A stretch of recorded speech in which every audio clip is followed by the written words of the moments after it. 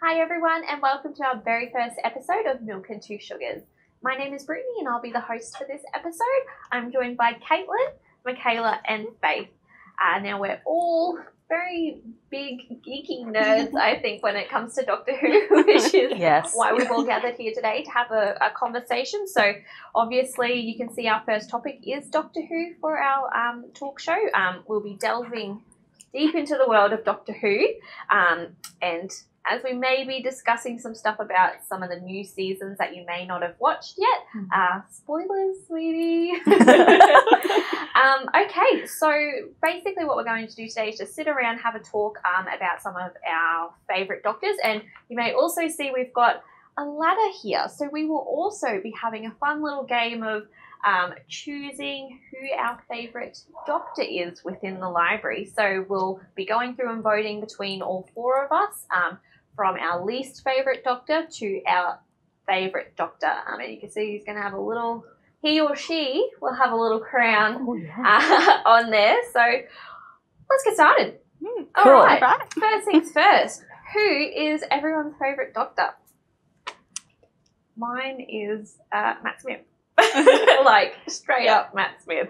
Why? Why? I don't know. I started with David Tennant, but Matt Smith, I think he was just like such a boy, like he's so childlike, childish and fun, and like I don't know, there's something about him that I really, really enjoyed. All of his episodes, the storyline for all of his seasons. Oh my god, I loved it.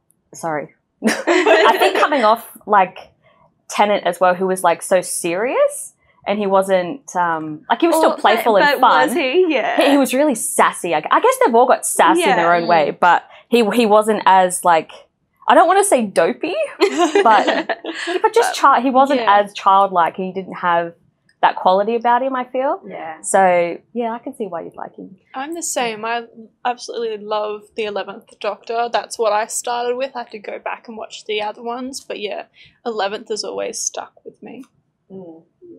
I started with Eccleston, but I'm going with Tennant. He is my favourite.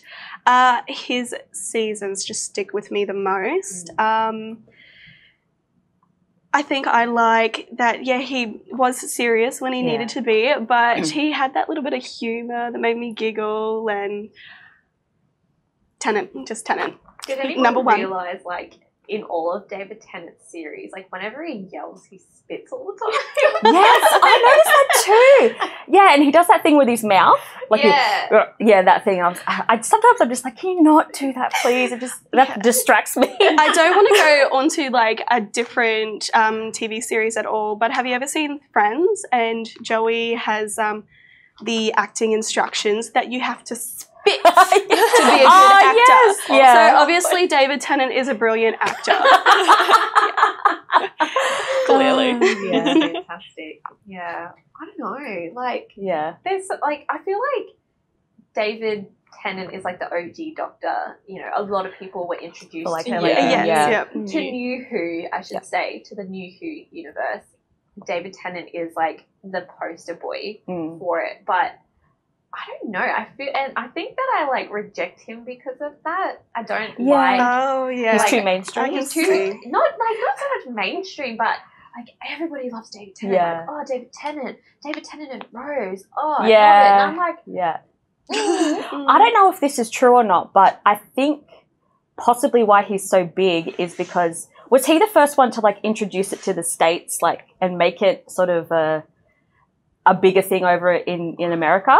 And that's why he sort of has such traction with people, because he's such a big... Probably with, like, Comic-Con and stuff like that, because his, like, outfits were quite iconic and very easy to, like... replicate. Yeah. Whereas Christopher Eccleston, like, his outfits are also just... Casual wear. Casual wear. With a leather jacket. A giant nose and big ears. Reminds me a little bit of a biker, I guess. Yeah. He's like rough and ragged. Yeah. Which is why a lot of people like him for that reason too. Yeah. I like him like that. Yeah. I'm stuck between 9 and 12 only because I do like that rough thing about Yeah. Chris's portrayal, but I really also enjoy. I feel like 12 is a good mixture of 10 and 11 because he kind of just he brings this, and he also like plays on that a little bit, and he's confused, but he just grows into this caring and kind and giving. Version of it. He just like at the end, you're just like, yeah. Does he not come off cheesy to you though? Who? Like overly dramatic, or Maybe that's what I'm feeling. I just feel like a bit cheesy. yeah, Is that Peter or? Peter. yeah. Do you? I don't think so. No, I think just me. I think he's a grumpy old man. yeah. I just think he has a lot of catchphrases, My granddad, doesn't he? honestly. Yeah, and he's just pretty much. But I think what they wanted to do with him as well is like we've had all these young doctors. Yeah. And Yeah. Oh, my fangirl heart. I love Yeah. the young doctors. Oh, I But don't like that. take it back to like the classic Who, where they're all older men. But let's get out of that middle-aged white man. I liked that, but he's like perfect mix between Christopher Eccleston. He's always Like grumpy. the eyebrows, like, so eyebrows. deep, Yeah. deep. Hey, Perfect. yeah, like perfect example of that And- picture is that little crevice in his eyebrows, and the It's whole like, thing where he does that, yeah. Yeah, but then he has like that sort of playful side as well that I really like. Yeah. That I feel like came out really well with Clara. Yes, Yeah. yes, I agree.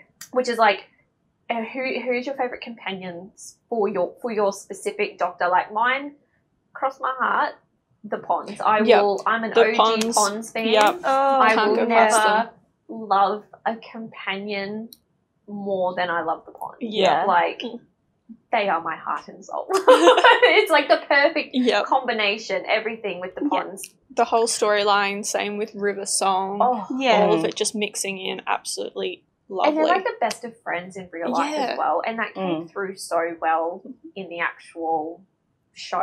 I feel like, beautiful. With River Song, who do you like her better with, 11 or 12? 11. Really? Yeah. Oh, see, I love her with 12. Oh, I think I feel like their chemistry was a lot better just because, or maybe it was just because of the storyline and where they were in their story. But no, I loved her with 12. I'll have to go 11. Yeah, I absolutely loved it with 11. I think it was that very like cheeky. Yeah. fun-loving, like sexy type of relationship where they were both like the same age and married And I suppose married it's interesting too because she's in a completely different timeline to what he is. Yeah. And she knows stuff about him that he doesn't know about himself. And Vice yeah. versa. Oh, that little blue Yeah. book. Oh. Yes. Love Yeah. that little blue book.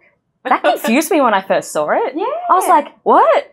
And then when everything like reset and I'm like, I don't understand what's going on. And then I had to like watch it again to really get it. But yeah, it gets so confusing. Like I just recently went back and watched a lot of Matt Smith stuff, and I didn't watch it in order. Like I'm the type of person who'll go and watch my favorite episodes. And the ones you don't like, I do that The ones too. I don't like, and then I'm like, oh, I've missed like a very integral part of the story. I don't remember any of this. I don't watch it though. I just Google it. I'm like, I don't remember what happened because I'm like, I don't want to go and search for it. No, we go back. Yeah. We go back. But yeah, like it can be such a confusing storyline. But like I feel that all of like the Ponds and River Song and that whole storyline merged so well that they could never do anything wrong with the Yeah, Ponds. I feel like Clara, she was right with 11, but she really became like a companion for me when she was with 12. Yes, yeah. Like I think it's the very first companion, like real for a particular doctor, really like sets them as their companion.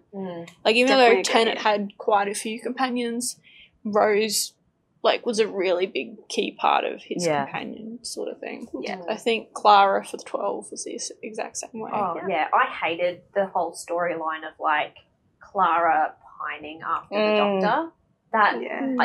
That made the rest of like his seasons with her really unenjoyable for me. Yeah. And that was probably the only time I've decided that I didn't like Matt Smith as well. Oh. She turned me off those later seasons with Matt Smith because I just didn't like their chemistry. I hated that love story thing. Yeah. Because you're so used to River with the Doctor. That Yeah. it just I sort don't know Yeah. if it was a protective thing with him or like I just didn't, and I didn't like their chemistry. Like, I know they were around the same age and everything, but when you take away that relationship and that, you know, type of thing, the friendship with the platonic friendship between the 12th Doctor and Clara worked so well. Like when Danny. Oh, Yeah, you think I care for you that little? Or I can't remember the quote, but I was like, let's go get him. Let's go now. That's how, But that's why I really enjoyed Donna's. She's my favorite because she was just him as a human. Yeah.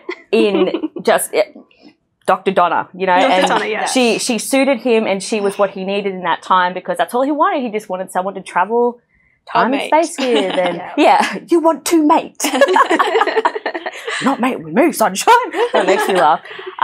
But yeah, I really enjoy her time, and her storyline's really sucky at the end.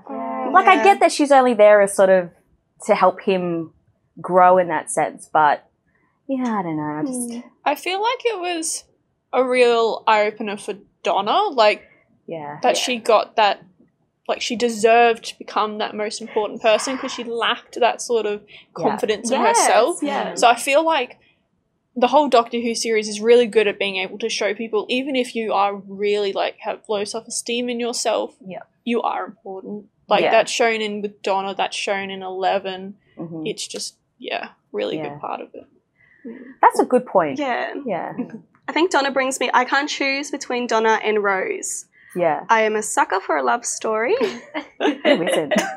And there's no better love story to me than Rose and the Doctor. It's just beautiful. And I like how Rose was an everyday person. Like I feel like Clara, she's quite intelligent. Rose is too, like don't get me wrong, but I think I connected more with her. And Donna's attitude. Like you said earlier, I can't get over Donna. She's everything the Doctor needed. Yeah. She needed him and he needed her, and it just worked so well. And how it ended just like is it her first episode where with the he like she brings back his humanity, I guess, like that side of him that's not as cruel and not as violent, I guess, because he's just ready to kill that. What's the monster called? I can't remember. The spider. arachnid. Rack something. Yeah. The Spider Queen. Space Spider Queen. The Space Spider Queen. With the big diamond in the sky. Yeah, with the diamond in the sky. Yeah, and I just feel what he needed was someone to stop him because I feel like Rose did that a lot too. Like with all of this going on, doing this show, my partner and I have decided to start from Eccleston. So last night we started, and I forgot how compassionate Rose was. Yeah. So we're just up to the episode, and she touches the Dalek, and her emotions and her go through to the Dalek, and like it's beautiful. It is. Yeah, that's a good episode. She stops him from killing him. And so I think that's why, I love both Donna and Rose because they just bring out so much in the Doctor. Yeah. I think there'd probably be too much sass if you put 9 and Donna together. Way too much sass. Even 12 and Donna. Yeah. How fantastic would that be? Any of them and Donna would be great. It would just be bickering. Yeah. But I also really enjoy Captain Jack. Yeah. Like he is. And he's dreaming. Yes, right. And I love how they just smashed through the barrier of like Captain Jack flirts with everybody and anything. If you have 2 legs and you talk. Well, you have more, but like I might have a chance. Me first. So I think maybe we can do our first Doctor, decide on who our first Doctor is. Our least favourite Doctor. Now, me personally, because I haven't really had too much to do with Jodie, she would probably be my least favourite. What about you guys? I feel like her first season, I know they tried to introduce a lot of new monsters and all that, but I feel like, they had a Dalek, maybe a few Cybermen, it just needed a bit more. Like, they brought in so many new monsters at once that it sort of, like feels she's a very new different. doctor, new companions, everything, that you sort of maybe needed a few more original monsters just to sort of keep it connected. Yeah. I mean, I haven't seen season 12, which is the latest one, isn't it? Ooh. Yes. I've seen season 11. Yeah. Because that's the last one that's available on like your streaming services. But that first season feels really disjointed. Like Yeah. it's not. It feels very separate to the Doctor Who universe. Like. Which is why I didn't really connect with it. And then she talks really fast, and like my anxiety's like, oh my god, just slow down. And that's probably just because she's Scottish, you know. Isn't she? Is she Scottish? I think she's Northern England. Oh, is she? Okay. I She sounds think. Scottish to me. I could be completely wrong, but whatever it is, Well, 12 was Scottish. Yeah. yeah. Yeah. So is David Tennant. David Tennant's Scottish as Yes, well. Yeah. David's and he Scottish too. speaks very quickly. I didn't know that he was Scottish. I was like, what? Yeah. And for someone that like doesn't like, you can't tell he's Scottish, Yeah. so you can't pick up his accent while he's the Doctor, and like to be able to talk that quickly and hiding your accent, I think that's pretty impressive. So I've got one vote for Jodie. I can't really comment, I guess. I have not gone up to Jodie. I found Capaldi really difficult to get through, so we did stop. Okay. I'm fighting through it now, so I am putting Capaldi as my least favourite because I could not get through it. All right. I've been advised to push through, and I'm doing that. Yeah, push through. So one Capaldi, one Jodie. What about you, Michaela? I'd have to say Jodie. I just lost interest. Like there wasn't enough storyline, quick enough sort of thing for it to hold my attention.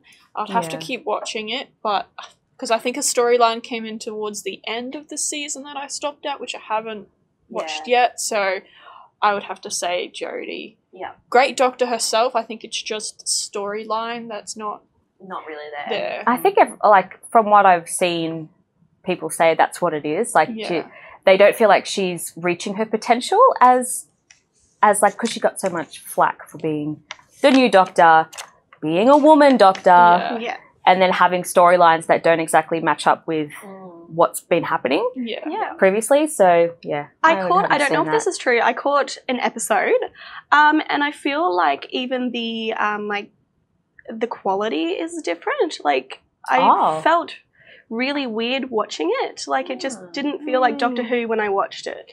It does have a sort of... But like I said, I can't really judge it. I have not seen her beginning. I have noticed that as well. I feel like the episodes themselves are really rushed. Yeah. Like they're cramming a lot of storyline into each episode, but not necessarily across the season. Yeah. I feel that's what made it not as And enjoyable. let's face it, that's why we love Doctor Who. We love the time that's put into it, because then you can catch all these little hidden things and they connect with each other later on. Yeah. So if it is rushed, I don't know if it is or not, it's not a good path to go down for Doctor Who. No.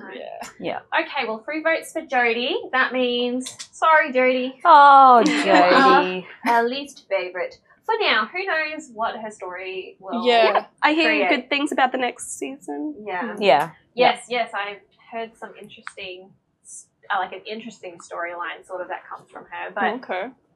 I don't know how it's panning out. I'm hoping it'll be nice, but okay. So, favorite episodes of Doctor Who ever? What? Are you my mummy? Oh! Yes. That's my favourite. I go back to it every time. That one scared the crap out of me. It does scare me, but I just love it. I love how they still reference to it later on. Yes, like in And you catch them. in Tennant's one where I think he's with Martha, and there's something happening. He puts a mask on, and he's like, "Are you my mummy?" I was like, "Oh, that's a good one." Good one. You can just say, "Are you my mummy?" And to everyone, and you click. Instantly, yes, Yeah. I remember that. So, yep, favourite. Oh, that was awesome. Yeah. I don't know, what is my It's hard, isn't it? It is so hard to like pinpoint down. Oh, you know, mine's probably actually dinosaurs on spaceships. Oh, See, I didn't like throwing that the one. golf balls. Like anything with dinosaurs, I'm sorry. And like Tricey He's riding Tricey the Triceratops. I mean, I'm not going to lie, I bawled my eyes out when Tricey got shot and died. I was like, why? Yeah, Why do you always kill the fun-loving, kind dinosaur? Because they're cruel. They love doing it. They're sadists.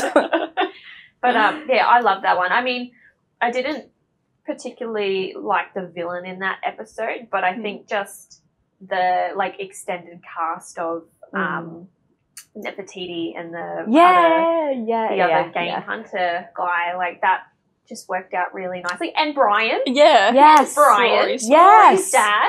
Arthur Weasley. Why are you bringing in such a wonderful character such as Brian so late into the season with the ponds? Yeah. And he's in 2 episodes and then done. Yeah. He's fantastic. I would love to have seen him as like a full-on companion. He would have been cool. Oh, he would have been fantastic, you know, and he's like carrying his trowel. And he's like, he's carrying my trowel and he's got his golf balls as well. I was like, he's just a dad. Yeah. Just a dad. Oh, dad. It's fantastic. I love that's probably my favorite episode. I would probably have to say Wedding of River Song. I think that was one of the finals for 11. Yeah. It's a 2-part one. It's the second of the 2-part. I just feel like it summed up so much of this series, and I just got so excited because you could pick out little bits, and I think absolutely amazing that whole little series that they had at the end. Loved it. I'm going to be super cheesy, but I loved that part where they're getting married, and then she says to him, or the doctor says to River, you make I better kiss the bride or something like that, and she's like, you better make it a good one or something like that. And I was like, I rewatched that 100 times. I was like, it just felt, it just felt good because I'm like, oh, they're finally it's meant to be. Comes to that. Gets into it. I loved that little sneaky little escape he does at the end to get out of dying. Yeah. Oh yeah. And it links to so many of the other episodes.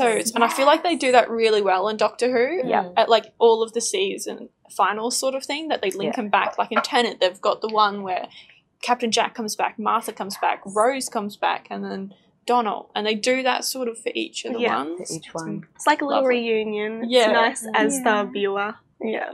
To miss your companions. You grow you grow an attachment to them, and they just go. Yeah. Because we have to grow old, apparently.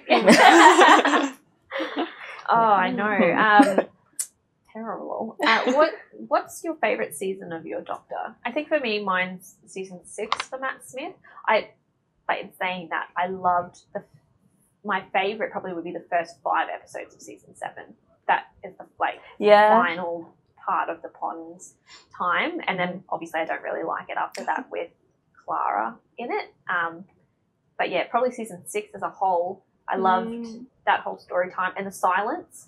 Yes, that scared. Loved that. It scared me. I don't know if I liked the silence all that much. I don't think I answered the last question. But that was one of because I'm me and I'm just me and I don't have a favorite of things. So I have top. Can I just go top 3? Yeah. So my top 3 would be. The third one would be the episode. I think it's a Christmas episode with River and 12, and she doesn't realize that he's him. But he's confused. He's like, "Hello." And she's like, "Who are you?" Yeah. That whole episode is just great. Where he takes her to Beryllium, and that's where that story arc. Yeah. And so that would be my third one. The second one would be the Tennant's Angels episode. Oh, Don't blink. Oh. What's it called? Blink. That one. Blink. That one's good. Yeah. Yes. That one scared me. It's quite scary. Yeah. Which touches on what is the scariest episode of Yeah, well, that one. And then my absolute favourite one I would have to say, which is probably what I should have just said anyway, is the one where in Smith's time where, what's her name? They go to that planet outside of the universe, like the bubble thing, and the TARDIS comes to life. Yeah. Oh. Yes. Oh, that's it. The chemistry that those two had was brilliant, and I was like, oh, I could watch this forever. Just the two of them going on adventures, Yes. and where she goes into Rory's brain because she thinks he's the pretty one. She's just the pretty one. Yeah. I like her. Yeah, that's a great episode. And I think they really did that really well, like to turn her into a person. Yeah. Because you have those interactions with the Doctor and the TARDIS. Like the TARDIS will take them somewhere else they need to be, or will refuse to do something. And I feel like they really brought that out in the cheekiness of that person. So what does he call it? Sexy? Yeah. Sexy, yes. We are alone. Oh. And then I love at the end when they get back into the TARDIS and Amy's like, did you wish really hard? Like, not like that. Oh, he's like that. Oh, and I do wish that, that was an ongoing companion thing. That would have been cool. Well, I guess the TARDIS is sort of a companion. Because it or is. a main he does character. often speak to her. As if in she's her there. TARDIS. Yeah. Yeah, so. I feel like my Sorry to favorite season, probably, I'm not entirely sure which is which. I think they've all sort of blurred together for Matt Smith, but definitely the main season with the Ponds. Just their whole storyline, the resetting of the universe, love it. Love the plot line of it. Yeah. Like I said earlier, I love Tennant and I love Rose and I do love Eccleston as well. So from season 1 with Chris onwards, Bad Wolf is my favourite season and onwards and whatnot. Season 2? No, it starts in season 1.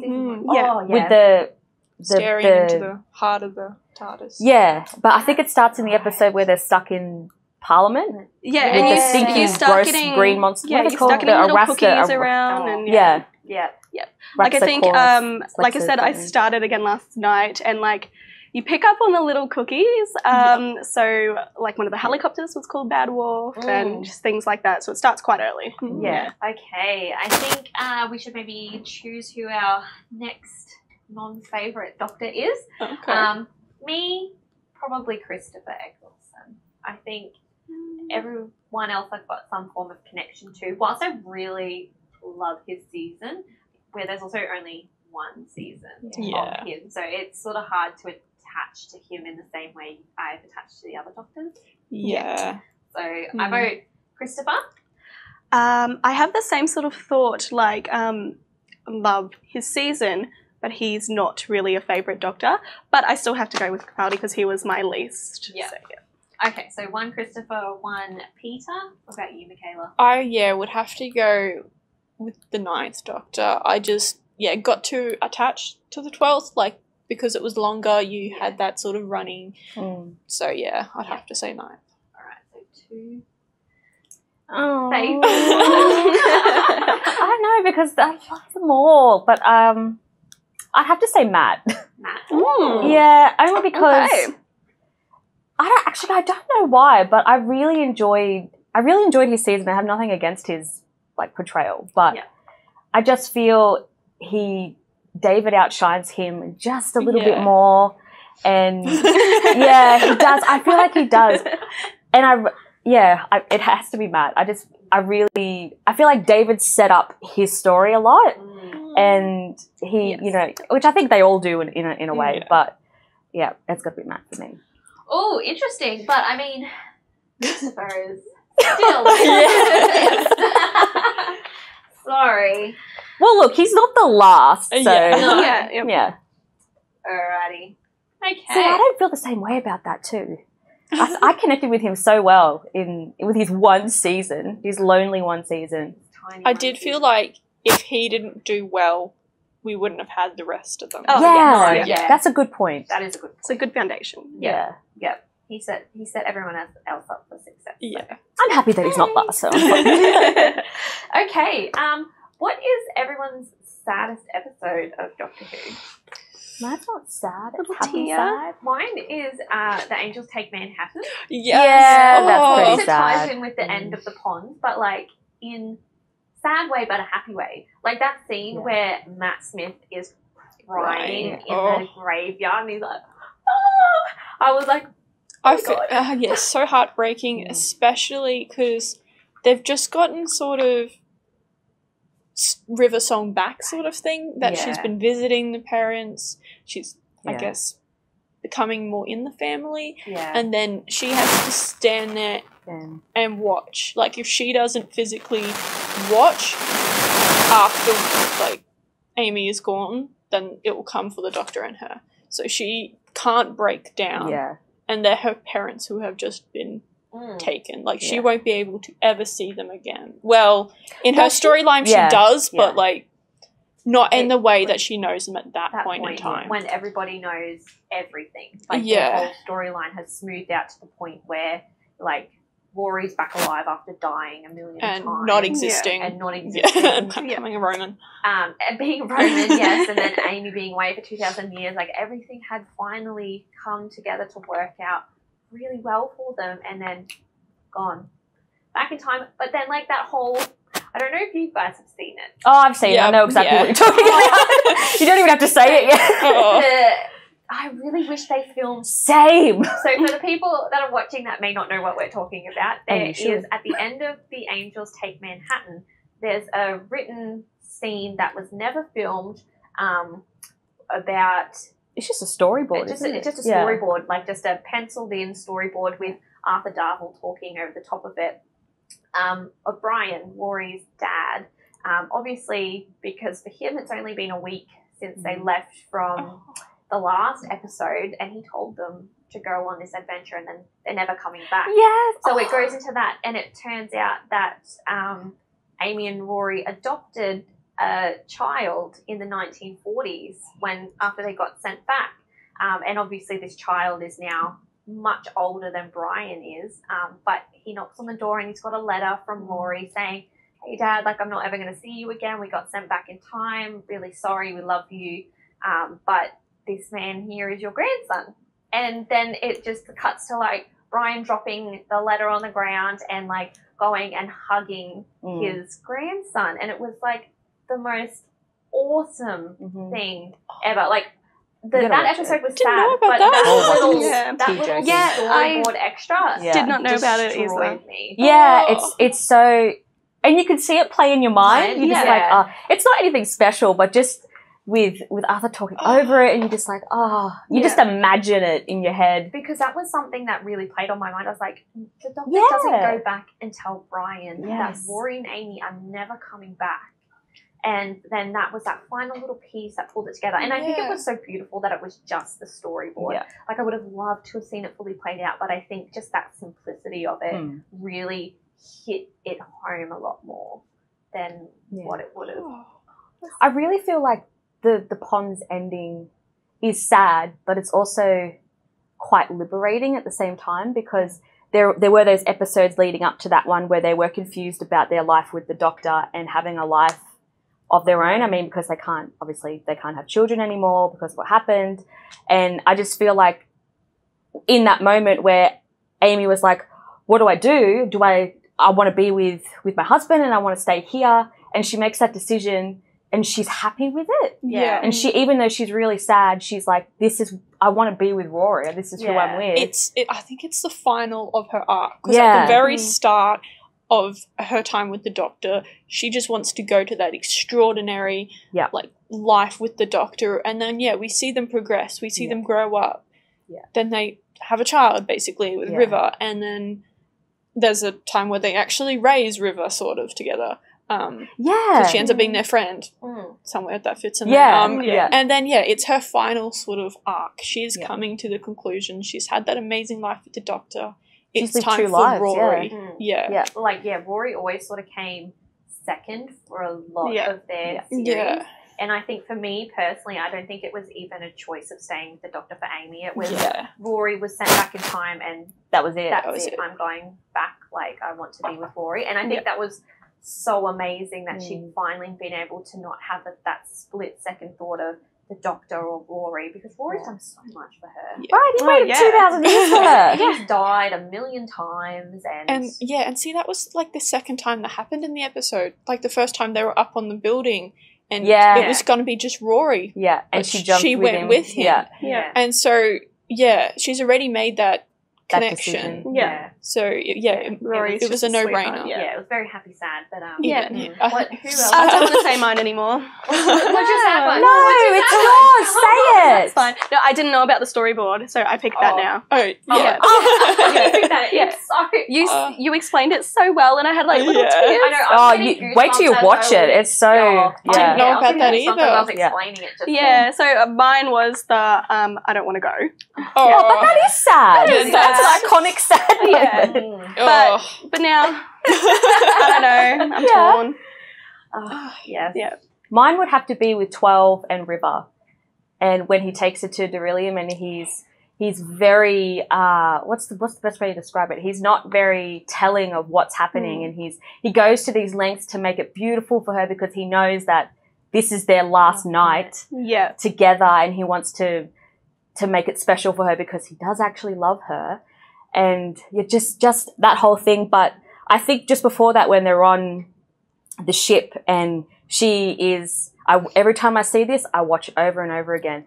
And she doesn't realize that he's there, and they want to like use her as bait to bring him to the ship.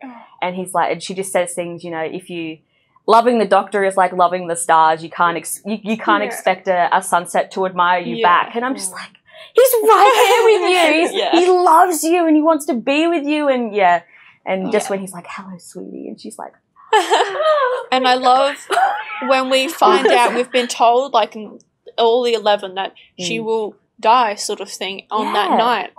But then we find out it lasts for 24 years. Yeah. And so it's like... and when she finds it out, I was like, So it's not really sad, but it's just really bittersweet because you know she's... I know. I was like... That's it. Slow clapping when that happened. Oh my God. But then she's going to the library after that. And it's just... It's all... all these emotions just come up. So different. What's your saddest one? Yeah, mine's also... Angels Take Manhattan. Yeah. I think my favourite, my sort of saddest, scariest, it has a lot to do with the angels. Yes. So, because they're nightmare fueled. 100%. Like, the first ever experience I had with Doctor Who, I think, well, aside from being a child, properly watching it was... The angels? The angels. Same. Don't blink. And oh my Lord, I was scared. Yeah. and my grandma's house was full of like these little cherub angel statues. Oh my God, that would have been horrible. I was like, Grandma, you're gonna have to put those away. I am scared to turn around, otherwise I'm gonna be like back in time. Every episode they're in has a level of fear that always gets me. I don't know what it is. It's I think they're probably my favourite villain in Doctor Who as well because of that. I think so as well. Yeah. What is it about them? It's just like I don't know. I was never like super scared of them because I'm like, oh, you just go back in time. Yeah, it's like fine. But there's still that element that scares the bejeebers out of you. Yeah. In Angels Take Manhattan, and they're farming human time energy. It's like, oh, cool. Good job on making them even more scary. Yeah. I think maybe it's just because like you can't ever really beat the angels. There's something there, like you can escape from them, but you can never truly beat them. Yeah. I always wondered, like, if you took like a hammer to it, would it do anything? Yeah, would they just explode? Could you destroy it that way? Like, they've never tested that theory. Like, if you just stare at it and swing a hammer at it because it's stone, like, could you beat it that way?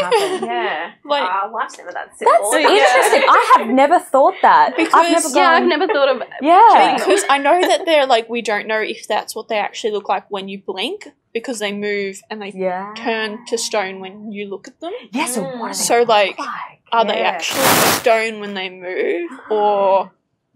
Let's send in a letter to Doctor Who and say, put this in your next episode. We want to see them killed with hammers. Chris Chibnall, if you're watching this.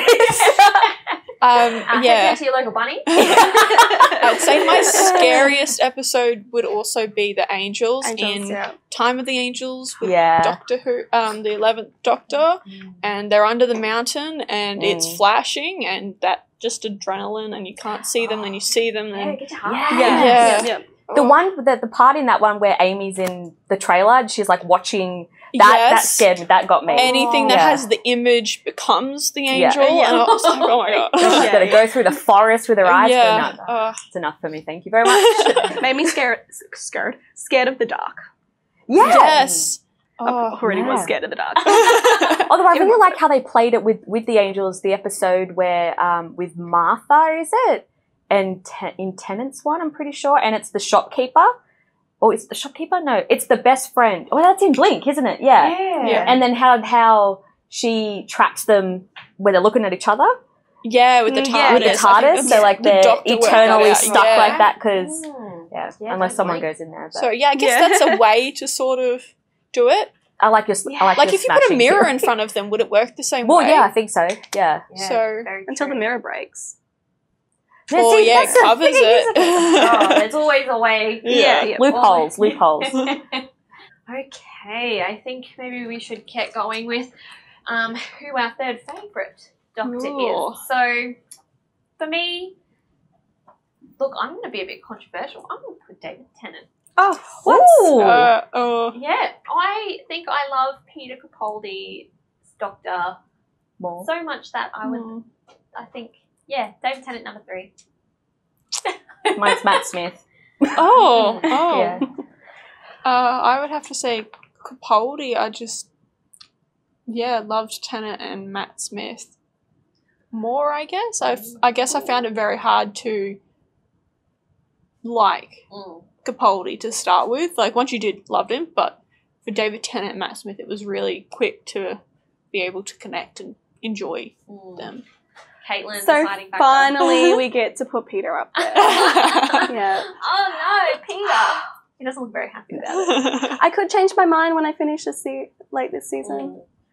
He monologues so well, though. His monologues are so on point. Make you feel things. He's fantastic.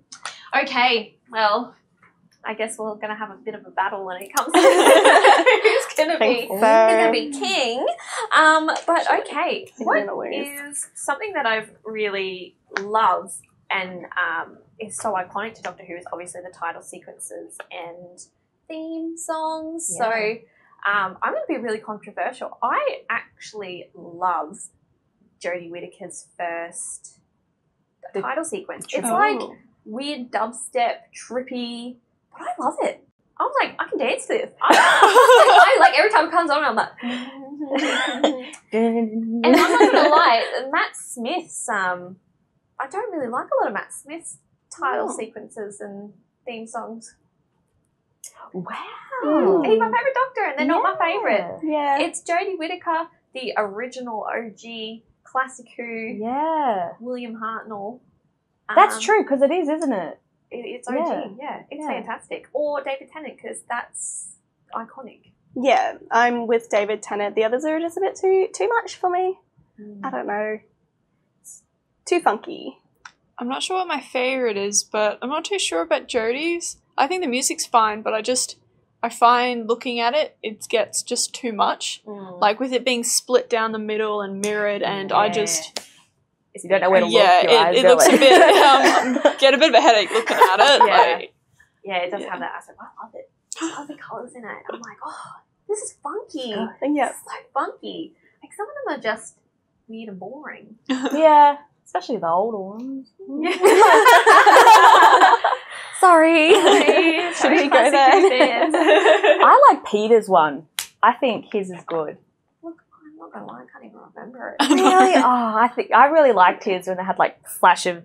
I'm pretty sure Matt had that too, didn't they? Oh, they flashed his face. The faces, Did like that. That was cool. And then like the galaxy, like goes through it, and like the time, the like gears and stuff. I don't know whether like David Tennant was just like my prime Doctor Who time. So I had it as my ringtone on my phone at school and everything like that. So that's probably why that one sticks with me the most. Yeah. That's fantastic. Yeah. I think visually I like Peter's, but the sound I like David's. Yeah. I feel like David's is more in tune with the like classic, like William Hartnell OG style. But yeah, like, has anyone heard the song called "Doctoring the TARDIS"? It's like Doctor Who. Hey, No? from the 80s. I was like one of my best memories as a kid. Like my dad used to have it on a CD when we were driving around. And he'd have all these really cool like songs that I love listening to now. But like it's the TARDIS song, and like the video clip is just this car with like sirens on it, and there's little Daleks, and you can see the humans inside of the Daleks walking around. Super 80s. Yeah, like it's fantastic. Like if you have not, I put this to everyone, if you haven't ever listened to it, go on YouTube and look up Doctoring the TARDIS. I think it's by the Time Lords or something like that. Like they're an actual band. Oh my god! And you'll probably recognize it as soon as you hear it's the best. And when we were like planning this, that's the only song I was listening to. It was on repeat. I was like, Doctor Who, hey, Doctor Who. Fantastic. But that like links into probably some of my earliest memories of Doctor Who. Yeah. Like I think the first ever episode I watched was with my dad, and it was super old, and it was just these brains flying around London, like, but terrible quality as, you know, back in the day. Yeah. And I don't know what Doctor it was, what episode it was, whether I was just tripping, but like it was, that's the first thing I watched with my dad, and then it just evolved into a love of Doctor Who, and then I reconnected with it when I was a teenager. Yeah. The best time to do that too. Yeah. I think my earliest memory is not so much an episode, but the connection I had with my mum. So my mum is obsessed with Doctor Who. We have Daleks in the house. We have plans on how to make your own TARDIS, your own Dalek. We have all sorts of stuff at home. Like the Dalek is remote control, so like we used to just chase the dogs around with it. It was pretty cool. But Mum is also into like Star Trek and Stargate and everything like that. Yeah. So I was always really hesitant. I'm like, I'm not watching that geeky stuff. Earliest memory though was just sitting down and watching it with Mum and just thinking, this is crazy. And then because I was quite young, I was thinking, I'm not allowed to watch shows like this. So I sat down, watched it, and just loved it. Yeah. I feel like a lot of people just fall into Doctor Who. It's more of a feeling than That's probably it's a feel. Yeah, it brings back like smelling cut grass. Yeah, it just brings back memories. Mine isn't sort of like happy. Mine was must have just come on TV after flicking through one day. Brother and we saw an episode of The Angels. So it's under the mountain. Not a good one to start with. No, under the mountain. It's scary, creepy. Both my brother and I were creeped out so much by it.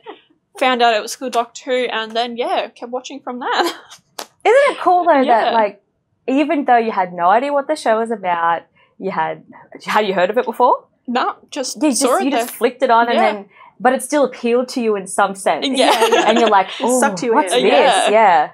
Mm. Mine's completely weird. Oh, I don't know if it's weird, but I had never seen classic Who. Sorry. I think classic Who fans are like, oh my goodness. Please don't hate me. I'm not and my dad used to sing the theme song, but instead of going, he'd make like his own thing and be like, gorilla ganong, gorilla ganong, gorilla ganong. I'm like, what is that? He's like, oh, it's Doctor Who. It's this really cool old show. I was like, oh, that's so boring, Dad. But that was my introduction into finding out what Doctor Who is. And then I started watching it again. Well, I started watching it exactly the same episode as you, scrolling through ABC like 6 years ago, and I was like, I'm going to watch this. I'm going to see what it's about. But it more appealed to like the horror side of me. I like horror, and it's like, oh, this looks scary. I'm going to watch this. Yeah, but that was... I didn't even see the full episode. I just saw a bit, and there was angels and stuff moving around. We were like, no, let's just change it over. I watched the second half of that like story, and I was like, I have no idea what's going on, but I want to find out. You know, and that was So that was again probably not the best episode to start on if you don't like to be scared. But it's fantastic. It's Doctor Who. Just like my partner is like, turn this wizard Yes. stuff off. I'm like, it's Turn not this wizards, magic man off. it is sci-fi in space. There may be some wizards in it. Because that makes it sound so much better. Yeah, he's like, oh, God. It's a madman with a box, okay? Yes. But it's a thing of like, I don't know, there's something about it. It just pulls you in, Yeah. and I have loved it forever. Just forever and ever. Yeah. I I think there's a common theme, like, element here too. Like, we all enjoy sci-fi and we all Yeah. enjoy fantasy and that sort of Yeah. thing. It's a perfect mixture of everything. Yeah. Horror, sci-fi, yeah, fantasy. It's great. yeah. it's awesome. Yeah, We love Romance. Doctor Who. yeah, it has everything. Yeah, in it, I feel. it's- yeah. Super show. Yeah, it's the perfect show. Okay, who's ready to crown our winner? I feel like we're going to have a little bit of a debate here. Yeah, yeah. I feel like both Michaela and I are probably 100% Matt Smith. Smith. Yeah. 100% Tenant. Same. Oh. Okay. What do we do here? Someone's going to have to change their mind. Or should we just... All right, I am easily convinced. So if you can convince me, I'll change my vote. Oh. Because let me present why first, maybe. Mhm. Okay, you go. I think because he did really spring Doctor Who into the thing that it is. He really did propel it to the popularity that it has today, and he's just I like Matt's portrayal of him, but Tennant appeals to me more on just feeling something, like with the whole story with Rose, and then his story with Donna, and Donna's my favorite companion, and you just have that. I feel like I have more of a connection with David than I do with Matt. So, And like we said earlier, like you said, I can't remember who said it. Matt Smith, he's quite playful and he's quite boyish. But I like the playfulness and the seriousness of David Tennant. Yeah. There was a good mix. Like, Matt Smith, he is serious when he needs to be, but I just feel like David Tennant showed more. I feel like there was, just playing on that too, there was sort of it didn't really connect for me when he would go from this serious, got to do this, got to do that character part of it with Matt, and then go to that playful, boyish side. Yeah. Just, when he's making stuff up and he's just being goofy, which is still fun and but I just feel, like you said, David just ties that in together a lot better. Yeah. And I feel like David Tennant was more for the villains. He was more intimidating. And yes. like, if I was a villain, I wouldn't be scared of Matt Smith. I do not agree. Except for Matt Smith's first episode where he's asking, what's the big eyeball? Oh, and he's getting dressed and he's becoming the Doctor and he's talking about how iconic. Yeah, and that part was cool. I was like, yeah, that's pretty cool. You have I don't know. I feel like, yes, I do see that seriousness, playfulness in Tennant is really level or equal. I do find though that you can get really dark with David Tennant. I guess that is from previously the War Doctor and that, and he's still trying to move past that. I like that though. Yeah, I'm a bit not too sure. I feel like he could get a bit too dark sort of thing. Yeah. But I do find that Matt Smith had, I guess it was part of his character, he was trying to just move past that. He was trying to forget that whole dark side of him, so it only did come out certain parts. So he tried to keep that goofiness, that optimism as he was, to try and move past that whole thing, even if it was completely trying to forget, which wasn't probably healthy at all. But he's in denial about he what did had to try do. to move past that, and I guess that moved into 12 as well. He became sort of a more kinder, brighter once he worked out his issues, sort of thing. With Tennant, with Tennant and Matt. So, Look, you won't be able to change my mind. I'm 100% on Tennant, but I have not done well for the others. So. Yeah, it's all right. It's okay. I don't. Why'd you leave it to me? well, Brittany, can't we just crown them both? Yeah. Look, I think I completely understand everybody's points of view, Matt Smith has always been my number one, just because his whole storyline, everything about him just appealed to me in such a way. But I do agree that David Tennant is the OG, and as much as I hate that, I feel like it would be a disservice to put him second. We're doing this for you. So David Tennant, if you ever watch this, this is happy. We crowned you. We would like autographs. So we are Townsville City Librarians. Our names are Caitlin, Michaela. Matt Smith, I still love you. I promise. But I mean, look at this face. Like, oh, that's a good picture. Yeah, it's a beautiful picture. It's like an iconic picture. You know exactly the episode that it is. Like, you know the part leaning over a desk. Yeah, leaning over a desk. Where's the printer? Yeah. That printer over there. Yay! Oh, it suits him so well. It does, I agree. Gosh. Don't worry, Peter. You're still my favourite. Now, obviously, we know that everybody has lots of very different opinions about who their favourite Doctor is. So feel free to put that in the comments if you like, and discussion about how we've done this, whether you agree with the ranking that we've done or why you like certain Doctors. We would love to get engaged and involved with you all, which is why we also have some trivia questions. So they should be popping up on the screen now. We will leave those ones there until in the comments so that you can go back in through, try and answer them. Try not and use Google. We know that you may or may not. There's a few there that I had to think twice about. So we'll leave those there, and then we're going to give you guys the answers in our next episode, which will be Harry Potter. So for all those Harry Potter fans who are missing out on having discussions with your friends or family, which is the whole point of Milk and Two Sugars, we want to bring these conversations into your living room or wherever you are, so you can feel a sense of normalcy during these times. So Harry Potter will be our next episode, and we have thoroughly enjoyed having a conversation. So much fun. We've actually had to tone it all down. It would be going on for hours and hours and hours, which I'm sure some of you would as well. So thank you, everybody, for having this conversation, and we will see you next time. Thank you. Bye. Thank you.